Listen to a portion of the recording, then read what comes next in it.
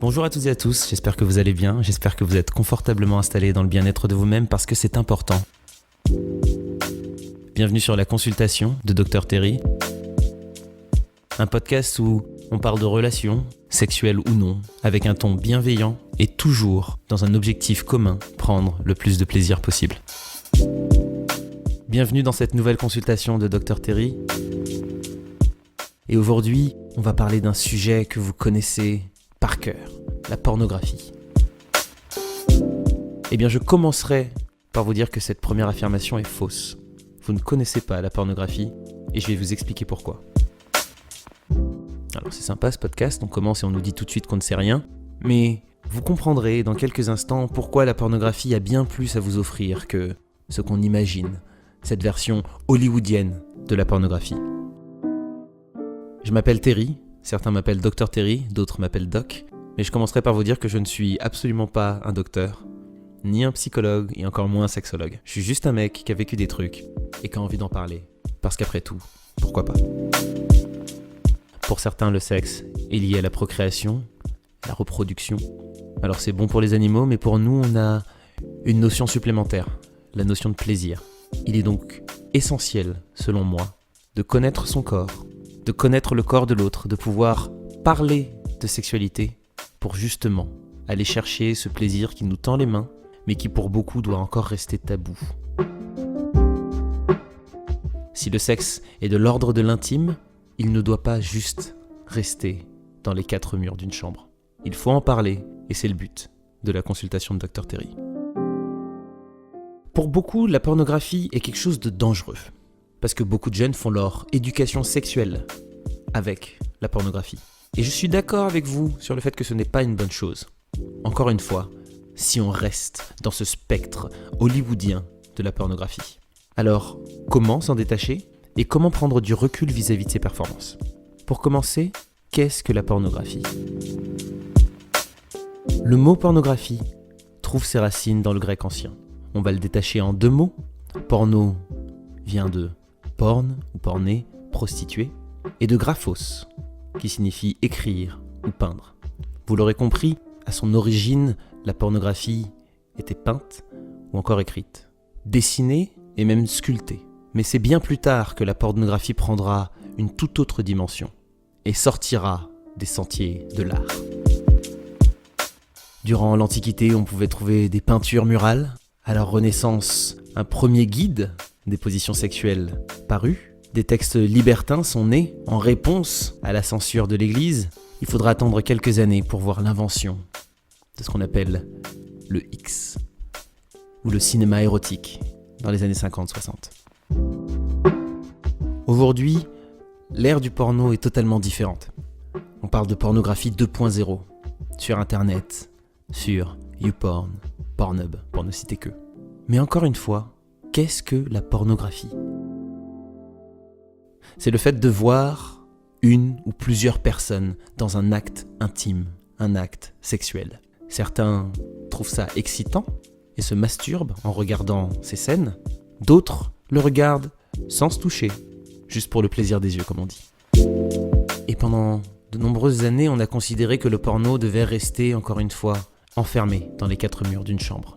On a parlé ensuite d'addiction au porno, considérant que certains passaient trop de temps devant. Il est possible de devenir addict au sexe, me direz-vous. Donc ce n'est pas véritablement surprenant, mais ce qui m'étonne plus, c'est le nombre de personnes qui considèrent que la pornographie est dangereuse. Parce que la pornographie donnerait une mauvaise image de la sexualité. Il y a du vrai dans cette phrase, mais j'aimerais apporter une petite nuance. En effet, quand on pense au porno, on pense à ces scènes un peu classiques, le plombier, la secrétaire, l'infirmière ou le pompier. Et il est vrai que ces scènes ne reflètent absolument pas la réalité. On pense aux muscles saillants, aux gémissements ô combien trop forts de la femme, de l'homme également, et on pense à la longueur, en termes de temps, interminable de l'acte en lui-même. Et j'aimerais qu'on fasse un petit parallèle. Je suis un grand fan des super-héros. J'adore le cinéma, j'adore les voitures qui explosent, j'adore voir nos héros préférés vaincre les forces du mal. Et quand je vois Captain America par exemple donner un coup de poing à un agent infiltré de la filiale de Hydra, je ne m'étonne pas de voir cet agent voler 15-20 mètres derrière et mourir sur le coup. C'est du cinéma. Je sais très bien que si moi, je venais donner un coup de poing à quelqu'un dans la rue, j'aurais plus de chances de me faire mal à moi. Pourquoi aurais-je envie de reproduire exactement ce que je viens de voir pour un porno ? Je m'explique. On est bien d'accord pour établir que je ne pourrais jamais donner un coup de poing à un homme et le faire voler sur 15-20 mètres. Alors pourquoi se mettons une telle pression sur nos performances sexuelles en se basant sur la pornographie ? Je vais être obligé de casser certains mythes. Non, les acteurs porno n'ont pas une érection naturellement qui dure 2, 3, 4, 5 heures. Si on appelle ça du cinéma, c'est parce qu'il y a un ingé son, un réalisateur, un cadreur qui sont là pour dire « action, coupez ». Aujourd'hui, on est totalement au courant des pratiques et de l'utilisation de médicaments et autres produits chimiques pour améliorer leur performance, mais même alors que je parle d'améliorer, en réalité, il suffit juste d'augmenter. Et plus ne veut pas dire mieux. Je vous encourage à écouter les interviews de certaines actrices porno qui vous expliquent à quel point certains tournages sont difficiles parce qu'ils doivent refaire plusieurs fois certaines scènes, quitte à en avoir mal. C'est du cinéma. Et il faut le comprendre et il faut surtout le faire comprendre aux jeunes générations. Parce qu'il est temps d'arrêter de se mettre la pression sur nos performances. Au contraire, la pornographie nous montre l'illusion du sexe. Ça ne se passe jamais de la même manière. Ce que vous faites chez vous n'est pas obligatoirement censé ressembler à ce que vous avez vu dans le dernier film de Katsuni. Au contraire, vous pouvez peut-être prendre une ou deux idées, mais sans chercher à vous comparer. Rappelez-vous déjà une première chose, c'est du cinéma et aussi c'est leur métier. Donc n'essayez pas de vous comparer, ça ne vous servira à rien, ce ne sera absolument pas positif. Par contre, cette version de la pornographie ne représente qu'une infime partie de ce qui existe sur les sites, magazines ou livres. Saviez-vous que vous pouviez trouver des tutos sur Pornhub qui vous expliqueront comment vous donner du plaisir ? Saviez-vous qu'il était possible de vous abonner à une chaîne et découvrir les conseils de pornstars ou même de couples amateurs qui ont décidé de partager leur vie sexuelle avec vous ?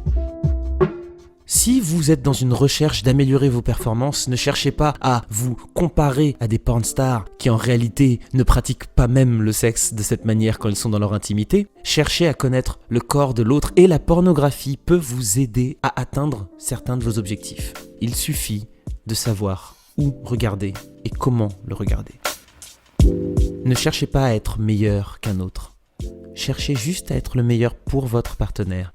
Parce que ce que vous avez vu dans ce film porno ne plaira peut-être pas à votre partenaire. Alors si vous tentez une position acrobatique parce que vous l'avez vu dans tel ou tel film porno, je pense que vous arriverez juste à vous faire mal et absolument pas à prendre du plaisir.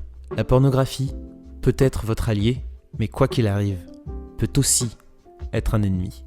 En particulier pour les plus jeunes. Alors, je m'adresse à toi, qui a un petit frère ou une petite sœur. Si il est en âge, ou elle est en âge, de parler de sexualité, n'hésite pas à aller vers lui, à aller vers elle, et lui faire comprendre que ce qu'elle a vu ou ce qu'il a vu dans ses films ne doit pas être sa perception de la réalité. Un acte sexuel est quelque chose de beau, qui peut être violent, qui peut être dégoulinant, mais qui reste avant tout un échange entre deux personnes consentantes. Il y a des petits tips, des petits conseils que vous pourrez découvrir grâce à la pornographie, mais je vous conseillerais avant tout d'apprendre à connaître vos corps, avant tout. La masturbation, bien évidemment, peut vous aider à ça, et certains ont besoin d'images, ont besoin de mots, ou d'entendre certaines choses pour arriver à pratiquer une masturbation complète et réussie.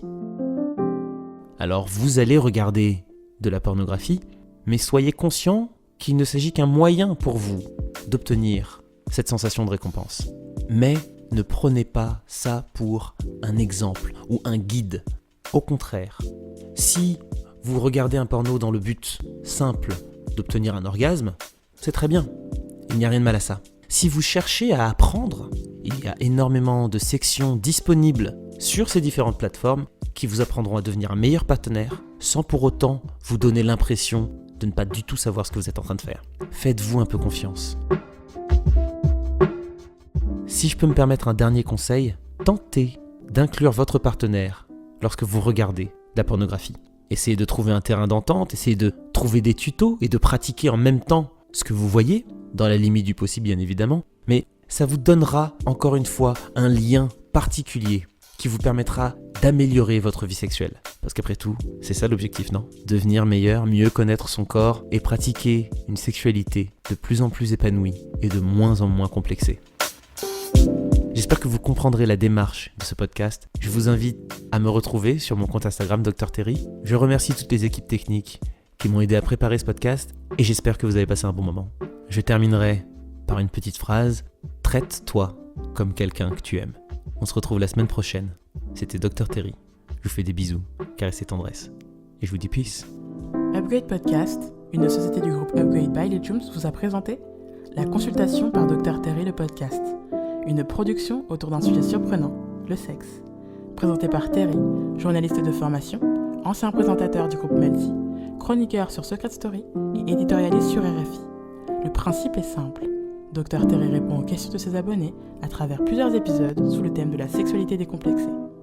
Rendez-vous sur upgradepodcast.paris pour découvrir tous nos autres podcasts. Passez une belle journée lumineuse.